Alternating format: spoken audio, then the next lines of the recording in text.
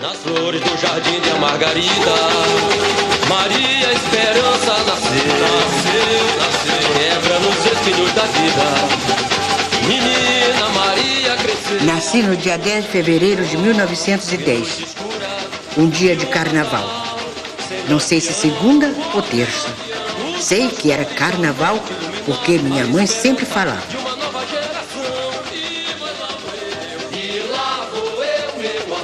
Meu pai era descendente de negra africana, vinda como escrava de Cabinda, na África. Era guarda-fios dos telégrafos, profissão que não existe mais, encarregado de zelar pela comunicação telegráfica. Era uma tarefa difícil, mas ele fazia com prazer. Ele era também um homem muito alegre, muito tranquilo, diferente de minha mãe, que era agitada. Minha mãe era uma mulher analfabeta. Era bonita, alegre e voluntariosa, com uma força de vontade que eu herdei, felizmente. E era profundamente vaidosa e narcisista. E tinha pesar porque as filhas não eram bonitas. Que menina feia, cabelo, olho, tudo da cor da pele. Nós achávamos que aquilo era tolice. Maria Aragão sonhou que era pão, cada estrela do céu, e nunca mais faltou constelação pra aquele que estende o chapéu. Não, não. Maria Aragão sonhou que era pão, cada estrela do céu, e nunca mais faltou constelação pra aquele que estende o chapéu. Todos desfilavam na favela, cantando um poema que exaltou a liberdade de ferro e de flor que Gregório Bezerra plantou.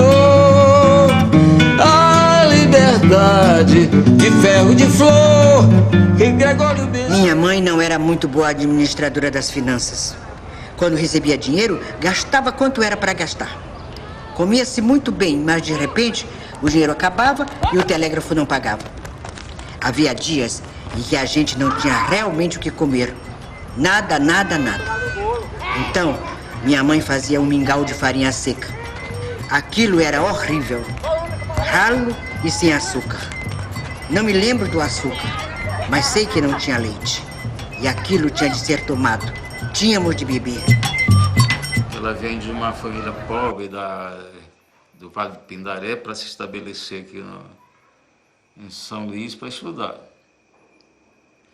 Existe uma pessoa muito importante na vida de Maria, que se chama Rosa Camargo, que é a mãe dela. A mãe disse: meus filhos, a fome só vai desaparecer desta casa se vocês estudarem. E assim foi feito. Todas se formaram. Na hora do lanche, como nunca tinha nada para levar, eu não merendava. Mal tínhamos o que comer. Alguns dias não tínhamos nem almoço, quanto mais lanche. Por isso, na hora do recreio, enquanto os outros alunos iam correr e merendar lá fora, eu ficava na sala de aula, subia no banco. Era magra, mirrada, pouco desenvolvida, mas subia no banco e ficava estudando geografia no mapa da parede. Foi no Liceu Maranhense que eu estudei. Em geral, as meninas todas iam fazer exame para o normal, para ser professora. Nesse período, eu queria estudar medicina, mas a discriminação com as mulheres era tão grande. Só as moças, as mulheres, iam para o curso normal. E esse curso não dava direito a se fazer vestibular, a se fazer um curso superior. O curso normal e o ginasial tinham 2 currículos diferentes. Mas veio uma lei permitindo que todos aqueles que tivessem feito 17 anos poderiam fazer o curso ginasial em 2 anos. Na época era chamado Artigo 91. Hoje é supletivo. Terminei o curso, fiz os 2 anos e peguei meu certificado.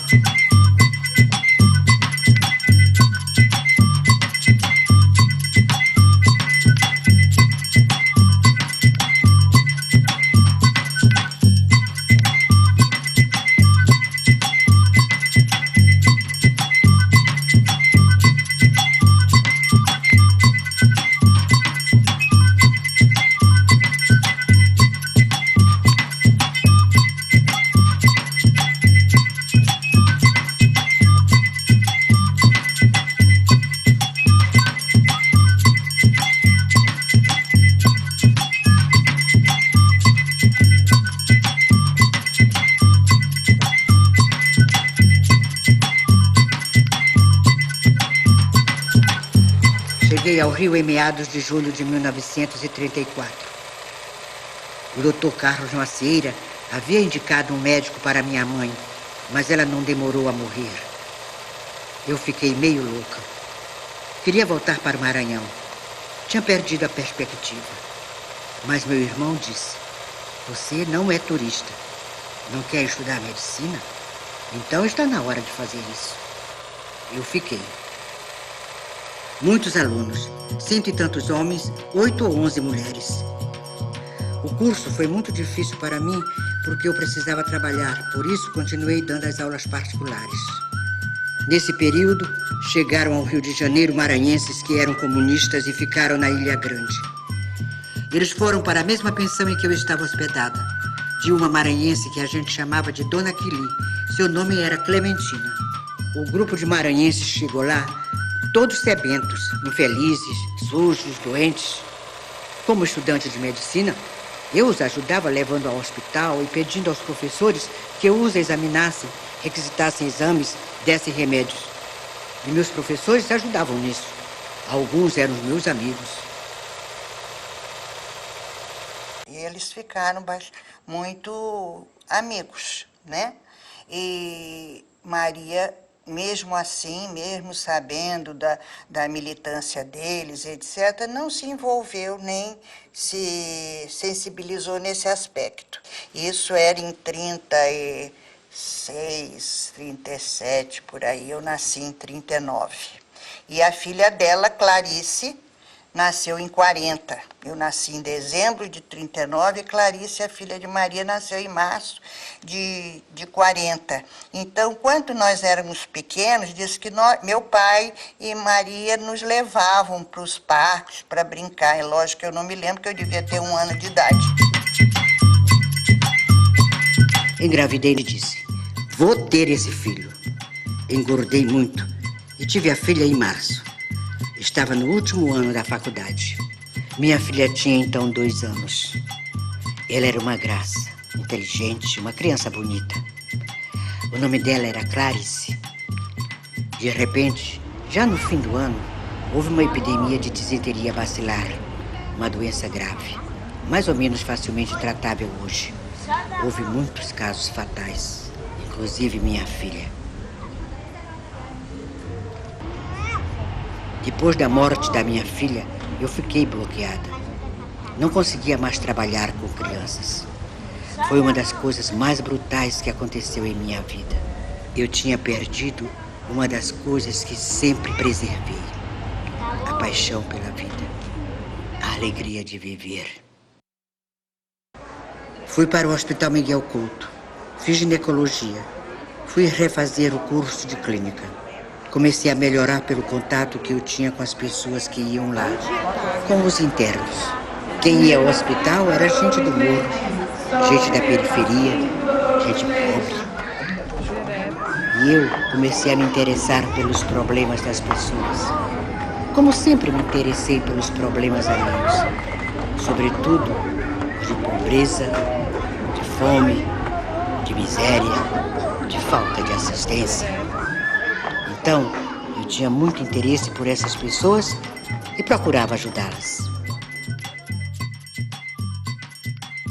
E uma colega médica a convidou para assistirem o Prestes, que tinha sido iniciado, tinha vindo da Europa. Aí a Maria, de começo, se influenciou pelas palavras do Prestes. Sentiu que realmente era um homem que postulava pelos direitos da classe trabalhadora. E ele dizia: sou comunista, falo em nome do Partido Comunista. Eu pensei, mas esse homem esteve preso 9 anos porque era comunista e sai dizendo que é comunista, berrando perante toda essa multidão que é comunista. Deve ter a polícia aí também. E ele fica gritando que é comunista. Eu ficava me perguntando, que diabo é ser comunista? Mas ia achando que só podia ser coisa muito séria, porque ele só falou no interesse do povo. Ele também estava interessado, como eu, nos problemas do povo. E quem fala em povo, fala em miséria, fala em fome, fala em todas essas coisas que eu sempre soube. Eu decidi. Vou entrar para o partido desse homem. O partido foi criado em 25 de março de 1922. O Partido Comunista Brasileiro. Entre os quais havia Arthur Agildo Pereira, havia o de Pernambuco, o Cristiano Machado, o Cristiano Cordeiro, de Pernambuco. Dos intelectuais havia o Arthur Agildo Pereira, que se uniu aos operários, sapateiros, alfaiates, e criou esse Partido Comunista no Brasil em 22, inspirado na Revolução Soviética de 1917. E o que acontece? Mas aí o Prestes não entra logo no partido, não. O Prestes vai estar no partido depois que ele está na Bolívia e que Arthur Agildo Pereira procura ele e começa a dar livros para ele. Quando o Prestes volta, é que o Prestes vai para o Partido Comunista Brasileiro. O Prestes, sentindo, certamente, na pessoa dela, uma pessoa convicta, capacitada e preparada para essa tarefa, mandou ela para o Maranhão para dirigir o Partido Comunista. E ela veio.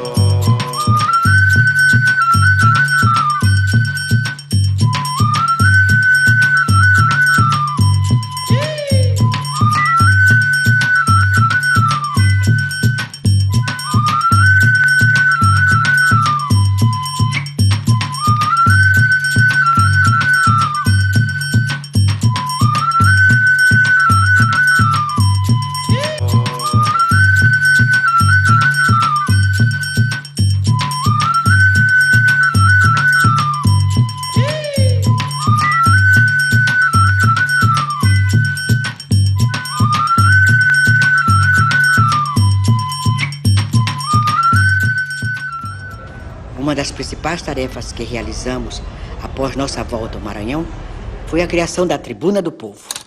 Claro que com a mesma dificuldade de sempre, pouca gente para trabalhar. Eu própria era diretora, redatora, secretária, era uma coisa louca.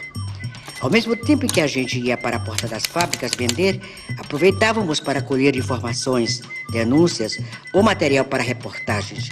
Pois quando havia alguma coisa de mais sério, a gente pedia para as pessoas irem à redação à noite para fazer o trabalho melhor. Vinham também notícias do interior, principalmente denúncias de conflitos de terra. O que a Maria Aragão consegue ter é um conhecimento a mais, né?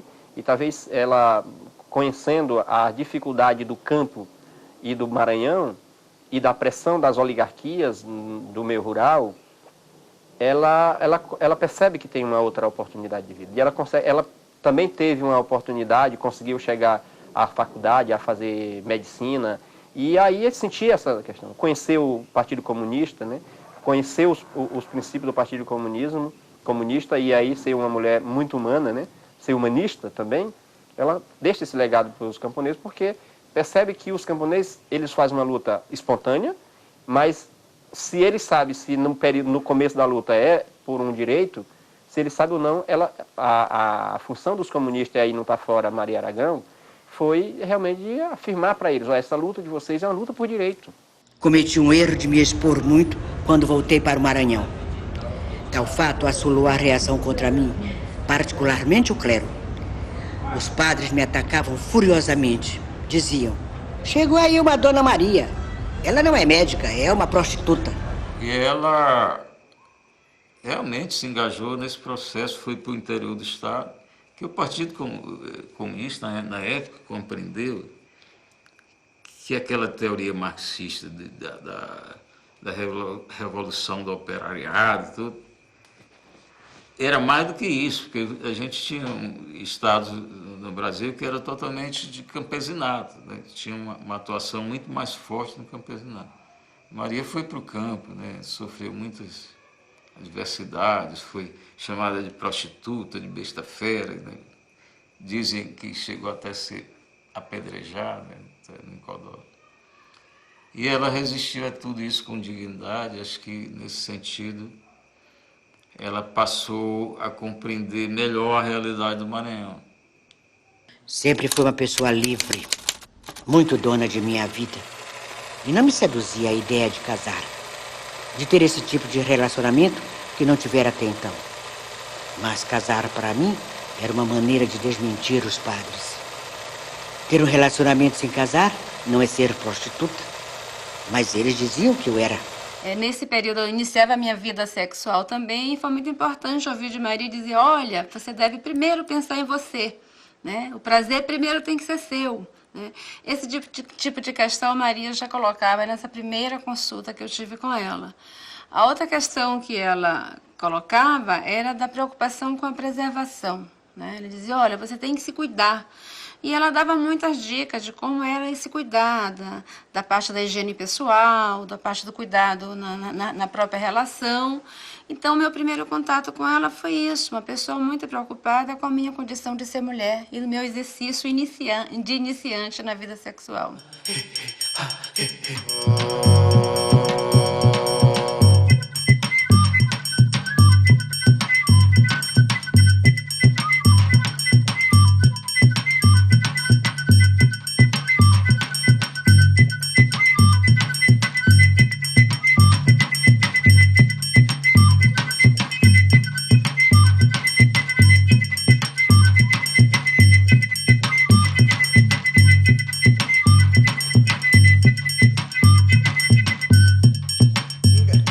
Período de grande atividade política. O partido resolveu fazer um congresso de trabalhadores. Não apenas de trabalhadores da cidade, mas também do campo.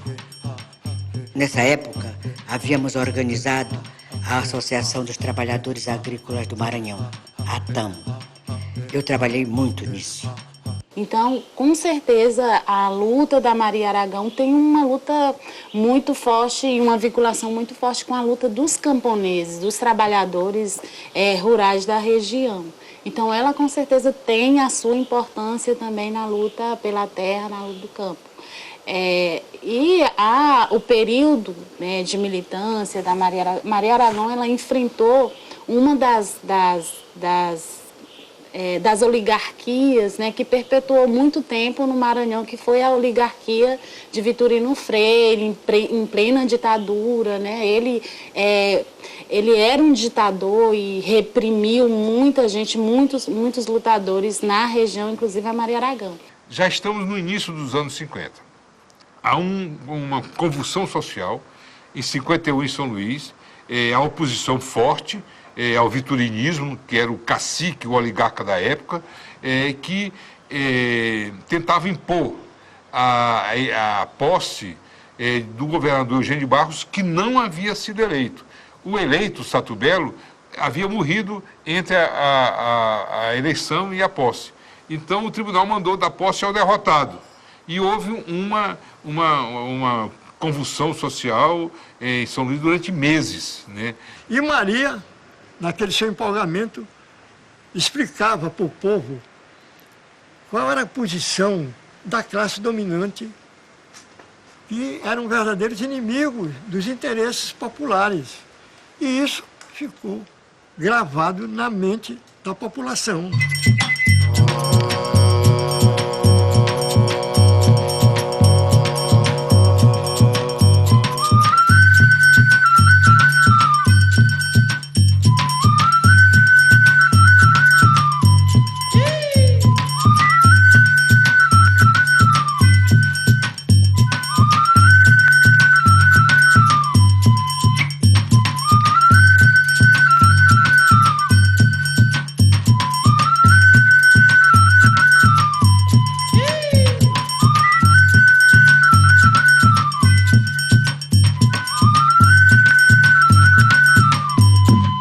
Eu estava enfrentando alguns problemas no partido aqui no Maranhão. Andava meio desiludida, sentindo que eu não era um fator de unidade. Tinha havido uns choques com alguns companheiros, coisas desagradáveis mesmo. Então, apesar de dizerem que eu era sectária e autossuficiente, fui surpreendida com a indicação para uma viagem à União Soviética. Fui, portanto, à União Soviética e lá fiquei 1 ano e 3 meses. Foi a experiência mais interessante que passei, pela oportunidade que tive de ver como era o socialismo na prática.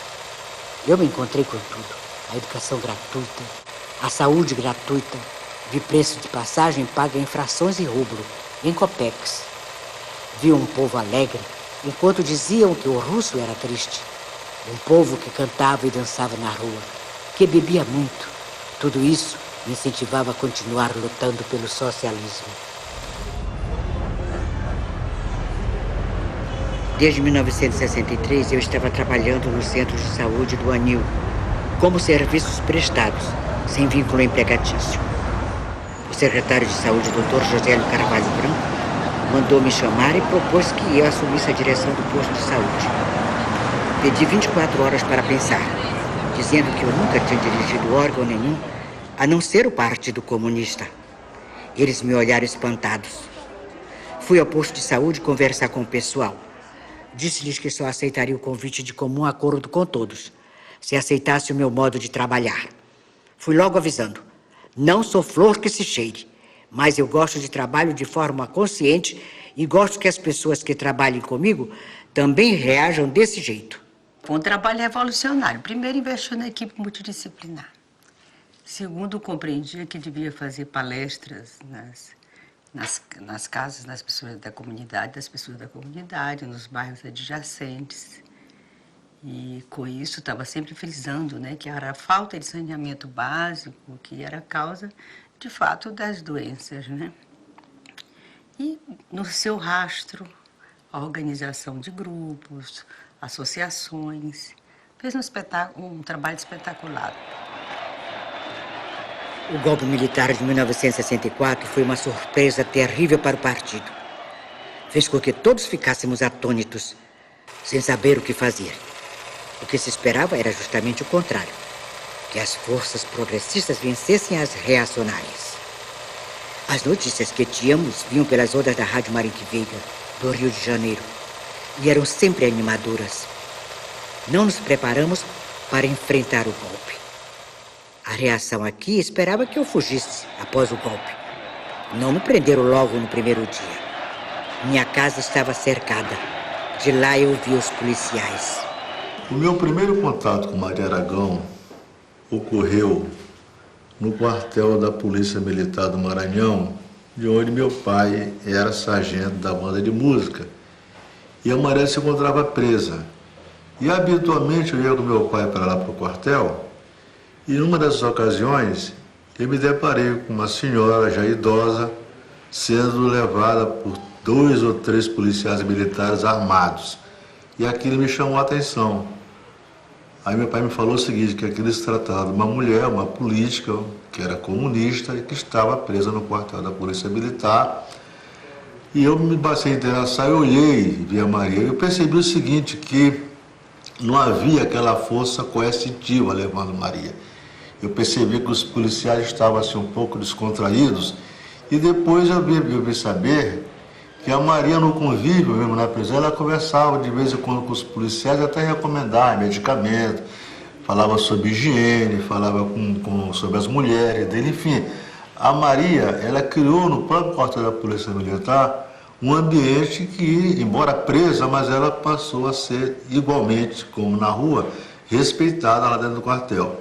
A resistência à ditadura do Maranhão, ela foi sufocada logo nos anos 60, com a desarticulação do PCdoB, a morte, o desaparecimento de um grande militante do PCdoB, o Augusto Nascimento. Ela foi desarticulada com a repressão violenta contra os trabalhadores no Vale do Pindaré, nos finais dos anos 60, no governo, quando Sarney era governador do estado. Havia setores do PCB ligados a Maria e setores do PCdoB liderados pelo José Augusto Moschel, mas muito tímidos, porque a repressão era muito grande no Maranhão. E, por outro lado, as lutas em defesa da terra, essa luta, sobretudo no Vale do Pindaré, no Mearim, ela nunca parou, mas sem uma direção direta dos partidos de esquerda. O PCdoB tinha sido organizado aqui um pouco antes do golpe, por Eliane Moschel. Ela quis me levar, mas, logicamente, eu reagi. Depois da campanha eleitoral de 1965, em que agíamos à sombra, minha atividade se limitava a vender jornais. Eu era representante da Voz Operária e a Voz da Unidade. Fazia isso abertamente, e era devido a essa atividade que fomos recomeçando a vida partidária. O trabalho veio se desenvolvendo paulatinamente, mas não voltamos aos 2.000 membros que tínhamos antes do golpe, nem ao mesmo trabalho que fazíamos no interior. Mas a partir daí, passamos a trabalhar mais nos sindicatos. Neiva Cassado, né? Seus seguidores apoiaram o Sarney para governador em 65 contra os candidatos contra o candidato do Newton Belo, viturinista, e o PCB da Maria apoiou a candidatura do Renato Acher, que, embora fosse ligado ao Vitorino, ele tinha se destacado como uma liderança democrata nos anos 50, nos anos de Juscelino Kubitschek, e nacionalista, e patriota. Até 1970, eu sobrevivia com meu consultório. Não tinha emprego fixo. E isso dava muita preocupação para alguns colegas que viviam dizendo para eu ir atrás de um emprego no governo. No dia 23 de dezembro de 1970, Hamilton e Serrão entraram na minha casa e disseram: "Nós te trouxemos um presente. Estás nomeada médica." Comecei a trabalhar como médica do Estado. Primeiro fui trabalhar no posto de João Paulo, depois do Anil. Eu fazia clínica.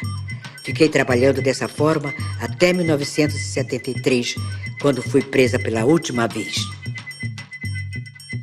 Ela foi contratada como médica numa situação em que a sobrevivência pessoal dela estava em risco, que amigos dela de esquerda conseguiram um posto de médica num centro de saúde de um bairro de periferia. E ela trabalhava todos os dias, trabalhava nesse centro de saúde, que era no bairro do Anil, fazia um trabalho dentro da instituição e fazia um trabalho no bairro pobre, que era circunvizinho a este posto. E ela mantinha uma clínica, um consultório na sua casa, que era um consultório que cobrava das mulheres trabalhadoras, das mulheres pobres, uma quantia simbólica. E ela tinha uma empatia com a sua clientela, que ela já conhecia as pessoas, e as pessoas ficavam amigas dela, e ela aconselhava, ela atendia mulheres violentadas pelos maridos, ela tinha uma postura feminista, ela aconselhava que as mulheres fossem autônomas enquanto pessoas, até para manterem o casamento, que elas tivessem profissão, que elas estudassem, que elas não fossem dependentes dos seus maridos, que ela via nessa relação de dependência a base para o machismo, para a violência.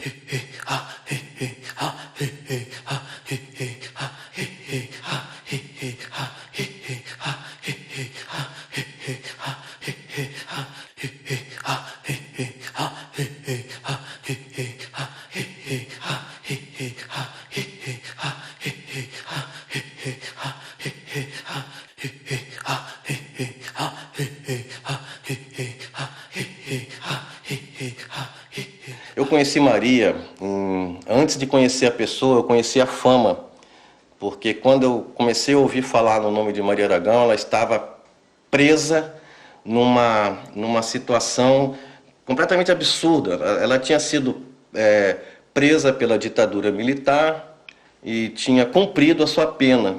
Depois de libertada, houve uma releitura do seu processo e ela foi condenada a uma pena adicional. Então ela é capturada novamente e é levada para Fortaleza, e nesse período, que foi um pouco menos de um ano, ela é torturada já com 70 e poucos anos. Né?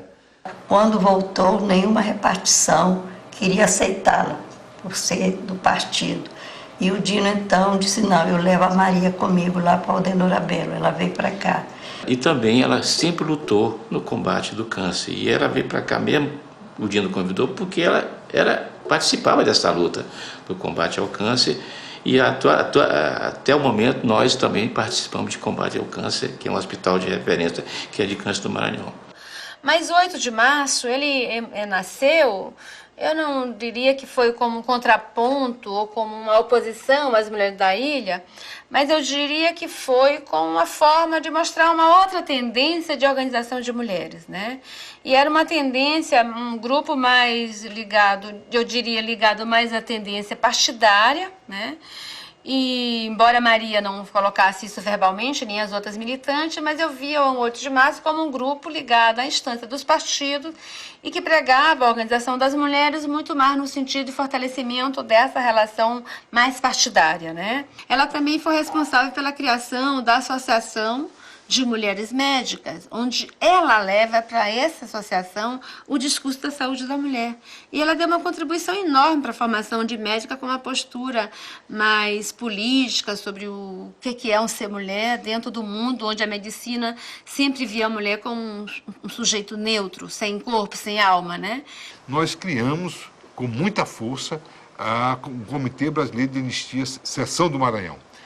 E nós éramos criticados, ironizados, porque colocávamos as bandeiras da convocação da Assembleia Ampla, de uma Assembleia Nacional Ampla, da Anistia Ampla Geral e Restrita, da convocação de uma Assembleia Nacional Constituinte, e as pessoas diziam que aquilo não dava voto. E a nossa bandeira de luta era uma bandeira clara, pão, terra e liberdade.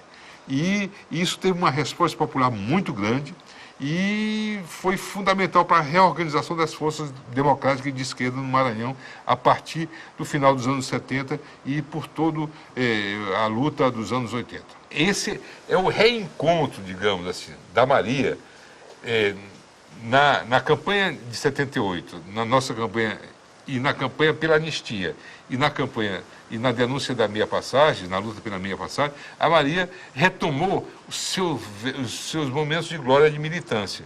E assim, os anos 80 foram anos de militância forte da Maria.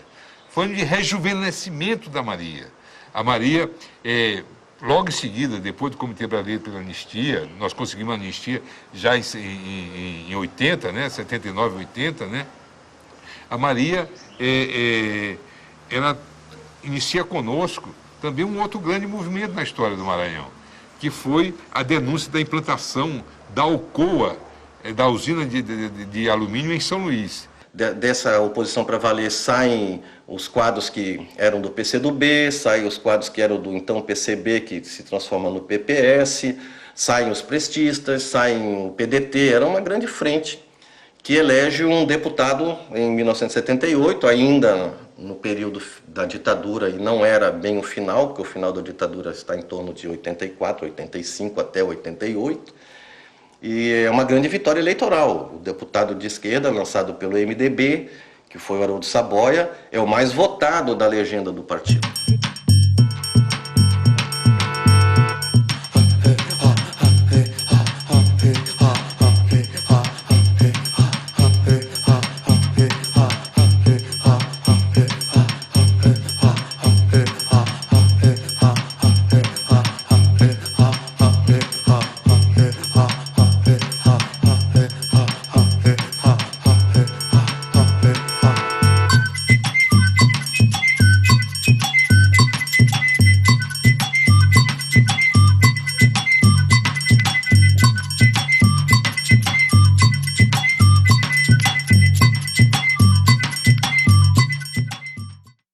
As divergências continuaram. Prestes divergindo do restante da direção central por meio de documentos que eram lançados, mas ele era sempre voto vencido. Começaram a sair na imprensa críticas ofensivas a Prestes. A essa altura, eu sabia que não havia mais clima para continuar no partido. Eu estava discutindo com um grupo de jovens que queria romper, mas continuar trabalhando politicamente. Prestes já havia publicado a carta aos comunistas que discutíamos juntos. A partir daí, o recrutamento era feito diretamente para a dissidência prestista. O grupo aumentou um pouco, mas depois se esfacelou. No Nordeste, outros grupos romperam com o PCB e ficaram com Prestes. Foi organizada uma coordenação. Não era um partido. Constituída por militares do Maranhão, Ceará, Paraíba e Bahia. Nos reuníamos regularmente. Líamos e estudávamos os documentos e material teórico. que eram discutidos politicamente. Maria foi à comemoração, tomou umas caipirinhas, ficou muito contente, porque foi uma vitória importante mesmo, que foi o momento em que o movimento estudantil rompe com a tutela da reitoria e passa a eleger seus diretórios de forma livre e autônoma. Então essa foi uma das conquistas que o Grupo de Maria teve uma participação decisiva.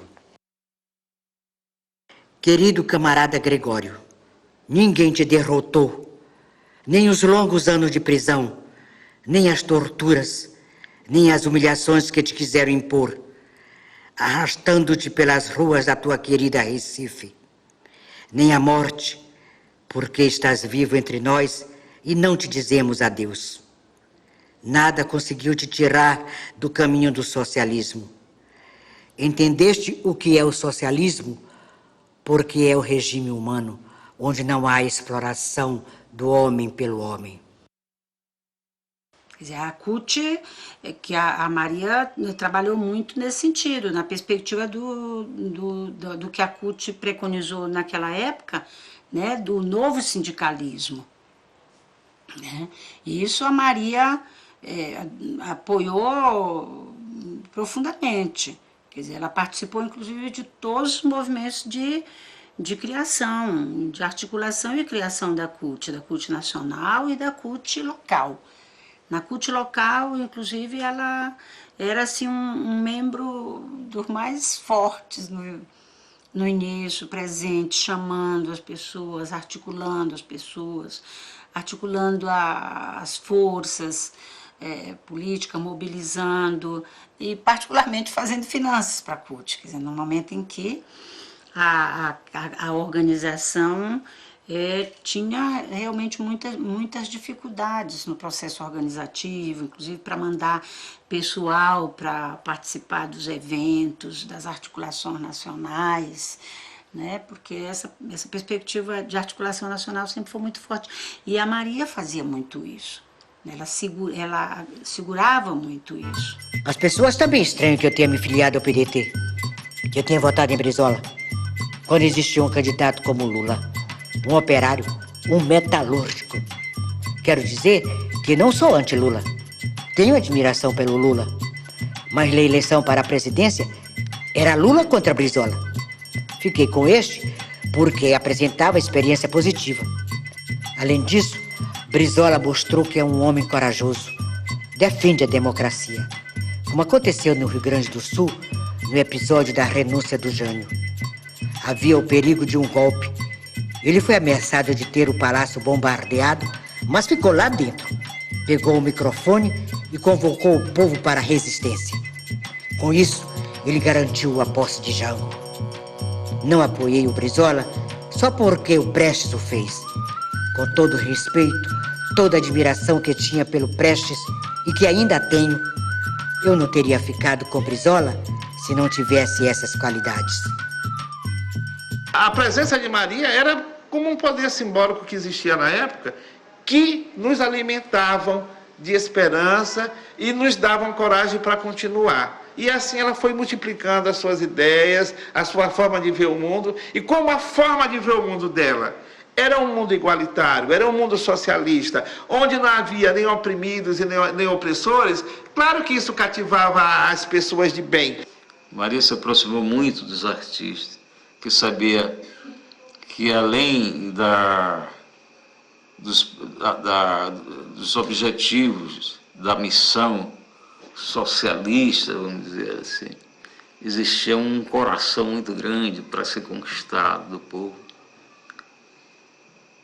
que não se conquista o povo somente por discurso, mas por as atitudes.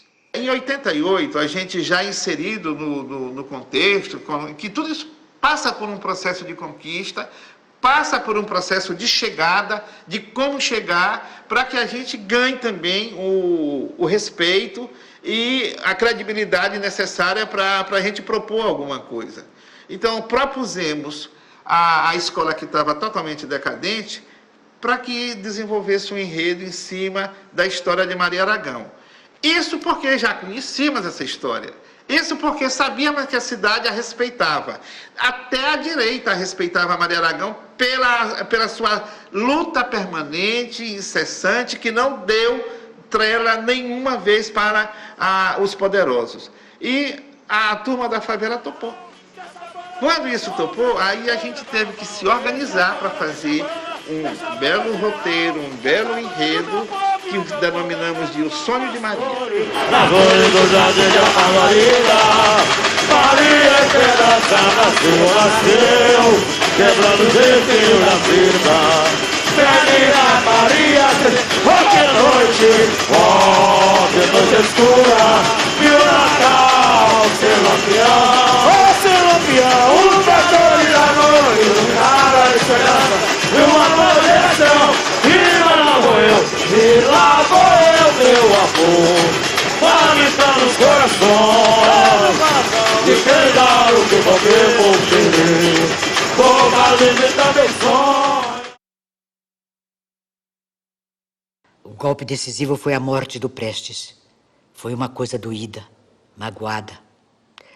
Foi um prejuízo muito grande porque em torno dele nós estávamos unidos. As dificuldades nós íamos discutir com ele e tudo se resolvia.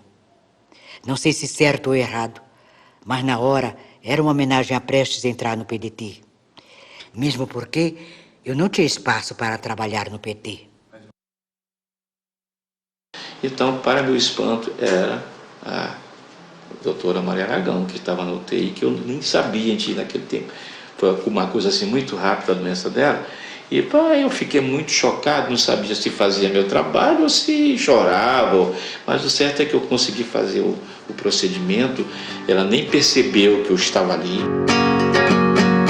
Essa nova oração é uma canção de vida, pelo sangue da ferida no chão,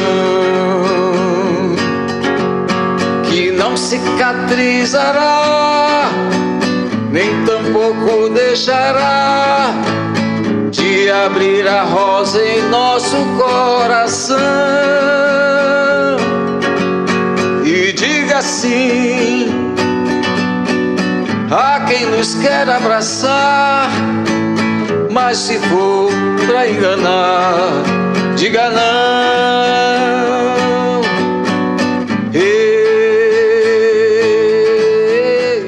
Quando ela morre aí, isso foi respeitado pela família, não houve cerimônia religiosa. As pessoas que eram amigas de Maria, que tinham religião, puderam rezar e tal, mas não houve um evento religioso. E ela é velada na Assembleia Legislativa por uma razão muito simples, porque ela tinha sido, em vida, homenageada pela Assembleia Legislativa com uma distinção pela contribuição dela à cidadania. Depois que Maria faleceu, um grupo de amigos, né, que certamente comungava do seu ideal, que comungava das suas ideias, sentiu necessidade de dar continuidade à sua luta. Né? E foi assim que no dia 9 de fevereiro de 2001 foi criado o Instituto Maria Aragão.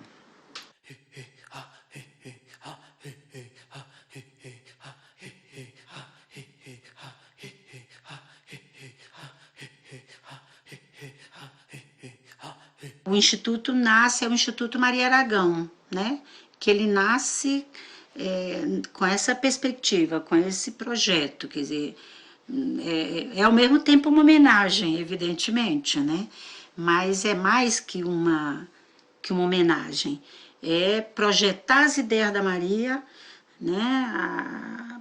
Para novas gerações, né? Na sociedade, no Maranhão, e para o Brasil, porque nós consideramos aquilo ali uma experiência muito importante. Bem, aqui nós temos as fotografias, Maria Aragão, quando ela estava pela CUT, que teve o cargo de tesoureira em 1991.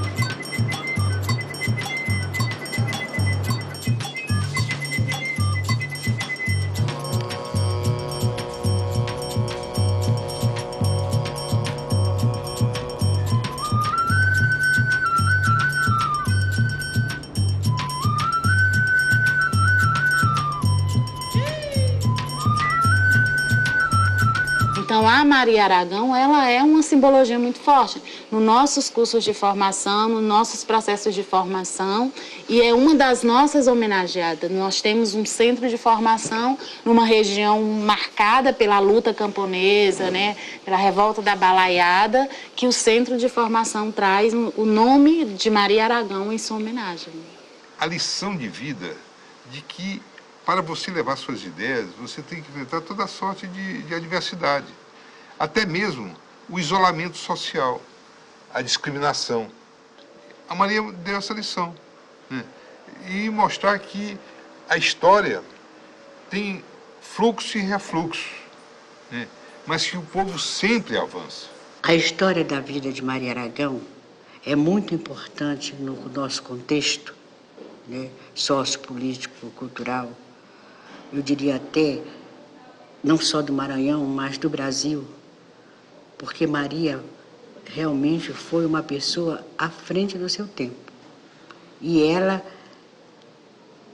deixou um legado muito importante de que a gente precisa lutar, precisa ir buscar as condições de dignidade, que a gente precisa ter coragem, ter resistência, ter coerência, ter ética.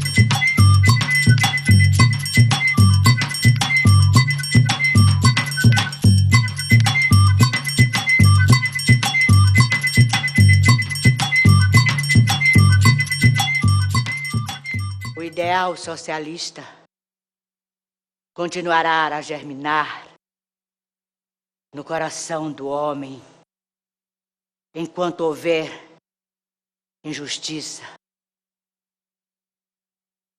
desigualdade,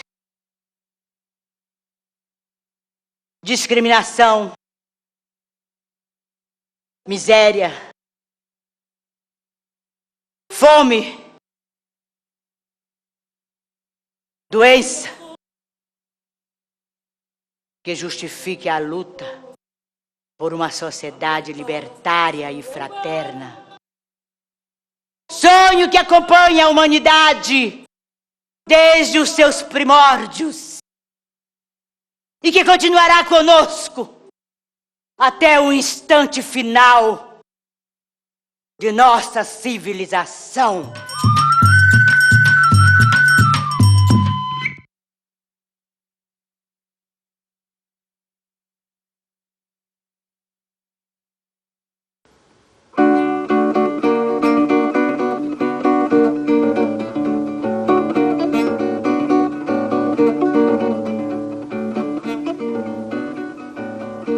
Maria Aragão sonhou que era pão, cada estrela no céu, e nunca mais faltou constelação. Pra aquele que estende o chapéu, nanã, Maria Aragão sonhou que era pão, cada estrela no céu, e nunca mais faltou constelação. Pra aquele que estende o chapéu, todos desfilavam na favela, cantando o poema que exaltou a liberdade de ferro e de flor que Gregório Bezerra plantou.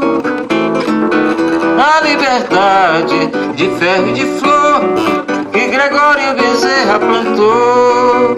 São Jorge era seu mestre, Luiz Carlos Prestes matando o dragão. Mas a luta de Maria, bem maior que a utopia, foi um caso de paixão. E o povo da avenida fez o carnaval da vida, repetindo o seu refrão. No céu, Dedê, Dedê é orixá, a boca é livre, tem feijão, eu vou pra lá. No céu, Dedê, Dedê é orixá, a boca é livre, tem feijão, eu vou pra lá.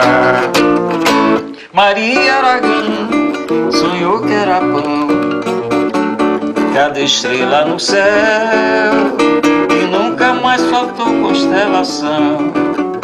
Pra aquele que que estende o chapéu.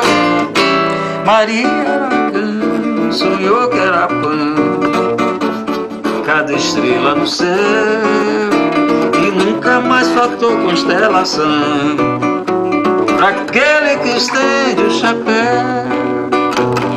Todos desfilavam na favela, cantando um poema que exaltou a liberdade de ferro e de flor que Gregório Bezerra plantou. A liberdade de ferro e de flor que Gregório Bezerra plantou. São Jorge era seu mestre, Luiz Carlos Prestes matando o dragão. Mas a luta de Maria, bem maior que a utopia, foi um caso de paixão. E o povo na avenida fez o carnaval da vida, repetindo esse refrão. No sol, Dedê, Dedê é orixá, a boca é livre, tem feijão, eu vou pra lá. Maria Aragão sonhou que era pão, cada estrela no céu, e nunca mais faltou constelação pra aquele que estende o chapéu. Maria